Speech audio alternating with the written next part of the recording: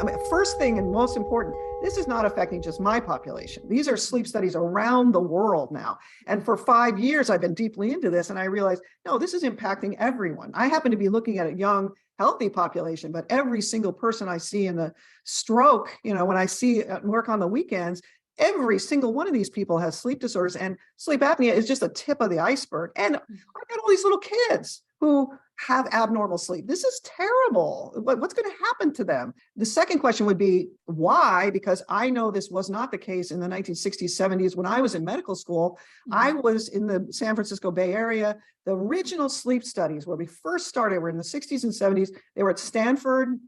They were really done on Stanford medical students and Stanford college students.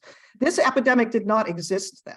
Okay, so I've lived before and after, and also seen all these other diseases become epidemic. Why is ADHD being seen in huge numbers at the same time that there's a sleep problem that's 80% of the population? The things that started showing up in the 80s, fibromyalgia, chronic fatigue, ADHD, those are diagnoses that we haven't really clarified completely, and they all started to show up after we graduated from medical school. So B12 turns out to have a big history of helping with sleep. There's a whole literature about it. So I just start to do B12 levels in all these people who have daily headache.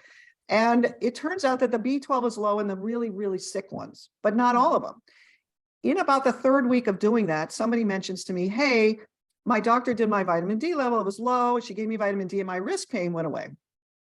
Remember how I was thinking like these movements, these CPAP devices, they don't help with these extra movements. They just blow air up in the nose. Yeah. So we still don't have a good answer for how these increased movements affect us.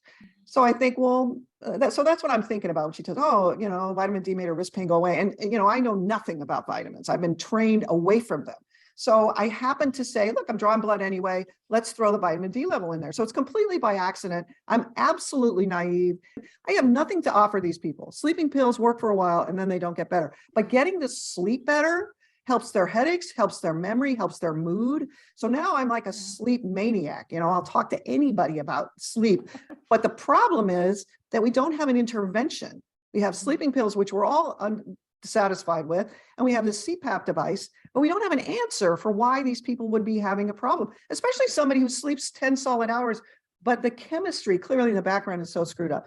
Yeah. So for 4 months, again, by accident, between August and December of 2009, I'm doing a B12 and a D level on every single person that I've got in my practice who's had a sleep study. They have all sorts of diagnoses, but probably at least 50 to 60% of them have daily headache, and all of their Ds are low.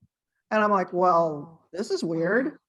And it's at the end of the summer. Like this is the highest it's going to be all year for them, except that I'm writing these lab slips every night saying, you don't have a B12 deficiency, but you have D, take this D stuff. And then in December, 2 guys come back in the same week and say, you said this CPAP would help my headache. And it didn't, but you sent me that note the last time I was in here and you told me to take that vitamin D, and I did. And in about 3 weeks, my sleep got better. And then my headaches went away. 2 guys tell me that in a week. DoctorsToTrust.com. Please share this video with loved ones.